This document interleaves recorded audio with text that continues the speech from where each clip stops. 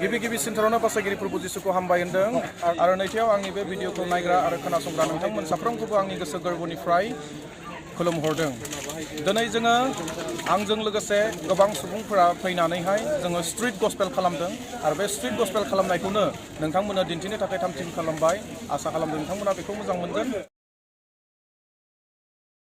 मृत्युर पिছত आमार जीवन की हब बुहुमाव गोबां मानसि दोङो प्रिय बुहुमाव गोबां मानसि दोङो आरो बे मानसिफोरा गोबां सुंलु थायो आरो बे सुंलुफोरनि गेजेराव मोनसे सुंलुआ जाबाय मानसिया थैनायनि उनाव माहा थांगोन, मानसिया थैयोब्ला मा जागोन। गासैबो सानो नङा होनदों जों बुहुमाव हदायबो जों थांनानै थानो हाया, जों गासैबो सानसेबाबो थैगोन। उन्दैब्लाबो गोदोरब्लाबो बोरायब्लाबो थैनायनि बयस गैया। जों 10 बोसोरावबो थैनो हागौ, जों 50 बोसोरावबो थैनो हागौ।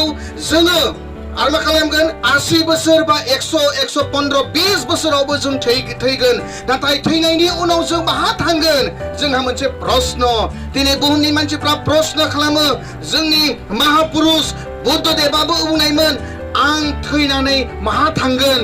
मानो मानसिया बोरायो, मानो मानसिया बेमार जायो, मानो मानसिया थैयो होननानै बिथाङा गोथौयै सिन्ता खालामनायमोन प्रिय।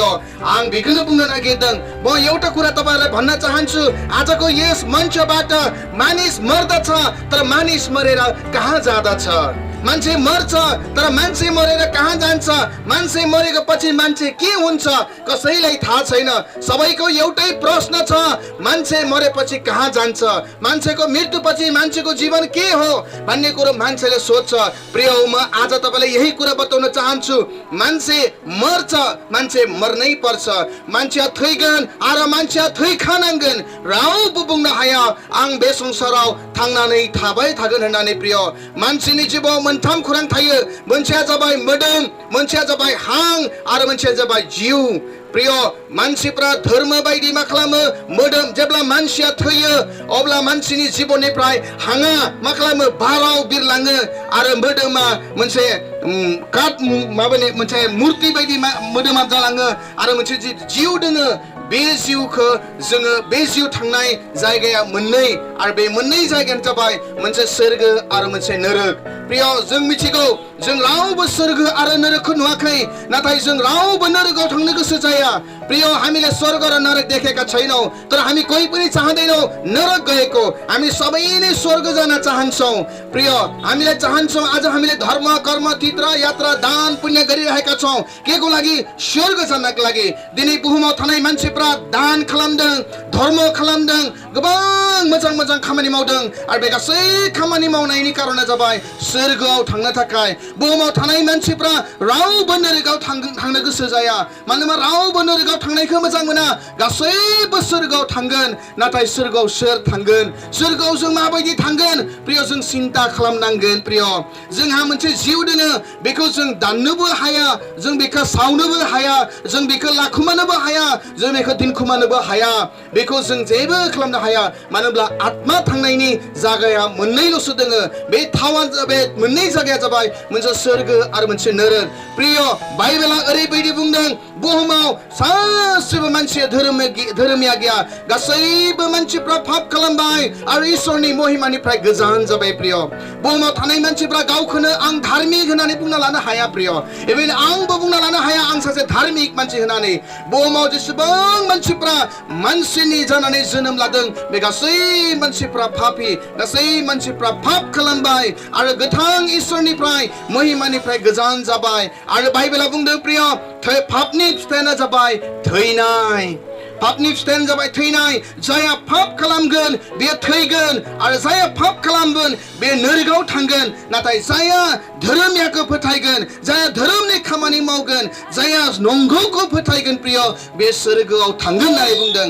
बाइबलमा यसरी लेखेको छ प्रिय हो जसले सत्यलाई चिन्छ, जसले सत्यलाई विश्वास गर्छ, जसले असल बाटोलाई पहिलाउँछ त्यो व्यक्ति मात्रै स्वर्ग जान्छ। प्रिय हामीले गरेको धर्म कर्म तीर्थ यात्रा दान पुण्यले प्रिय हामी स्वर्ग जाँदैनौँ। यदि प्रिय हामी स्वर्ग जानुपर्छ भने हामीले सत्य येशूलाई चिन्नुपर्छ।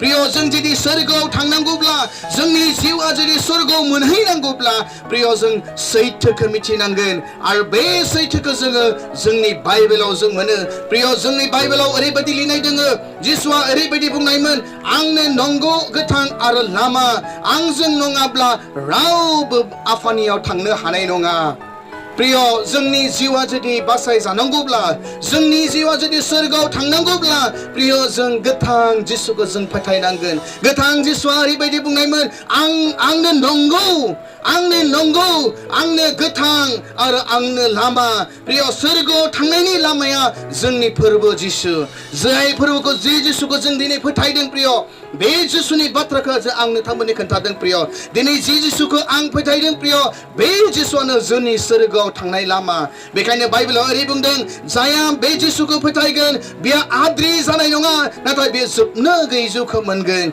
बाइबेलमा यसरी भनेको छ प्रभु येशूले भन्नुभएको छ बाटो सत्य र जीवन मै हुँ म बाहेक अरू कोही पनि पिताको घरमा जानु सक्दैन प्रिय हामी स्वर्ग जानुपर्छ भने येशूलाई विश्वास गर्नुपर्छ येशूले भन्नुभएको छ म नै सत्य म नै जीवन र म नै बाटो भनेर त्यसले गर्दा स्वर्ग जाने बाटो चाहिँ प्रभु येशू ख्रीष्ट प्रिय बाइबलले भन्दछ औ न त अरू कसैबाट मुक्ति छ स्वर्ग मुनि यस्तो नाउँ दिएको छैन जसबाट हामीले उद्धार अनि मुक्ति पाउन सक्छौं जसबाट हामीले जीवन पाउन सक्छौं प्रिय म तपाईलाई आज नै यो भन्दछु प्रिय हामीले स्वर्ग जानुपर्छ भने हामीले येशूलाई विश्वास गर्नुपर्छ प्रिय आं बेखौसो बुंनो नागिरदों जोंनि जिउआ जुदि सोरगोआव थांनांगौब्ला जों जुदि सोरगोआव थांनांगोनब्ला प्रिय जों जिसुखौ फोथायनांगोन जिसुनि अनगायै जोंखौ रावबो बे जोंखौ सोरगोआव लांनो हानाय नङा पृथ्वीयाव गोबां महापुरुष दङ प्रिय नाथाय आं नोंथांमोनखौ बुंदों जोंनि जिउआ जों थैनायनि उनाव जोंनि जिउखौ जोङो नरकआव नङा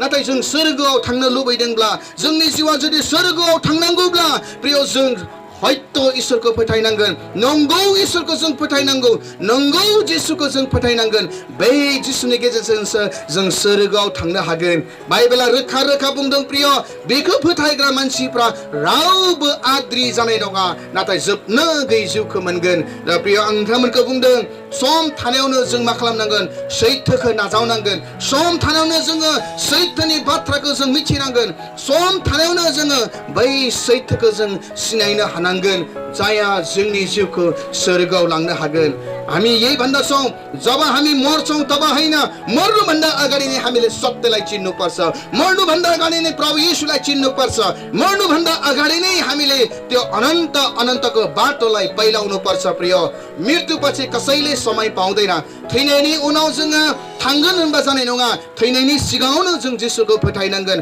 मर्नुभन्दा अगाडि नै हामीले येशू ख्रीष्टलाई विश्वास गर्नुपर्छ थैनायनि सिगांनो जों जिसुखौ जों नाजावनांगोन जों फोथायनांगोन आरो बिनि जुगुदिसो जोङो ईश्वरनि रायजोआव बा सोरगोआव जों थांनो हागोन ईश्वरा नोंथांमोन बयखौ आशीर्वाद खालामथोंसै थैंक यू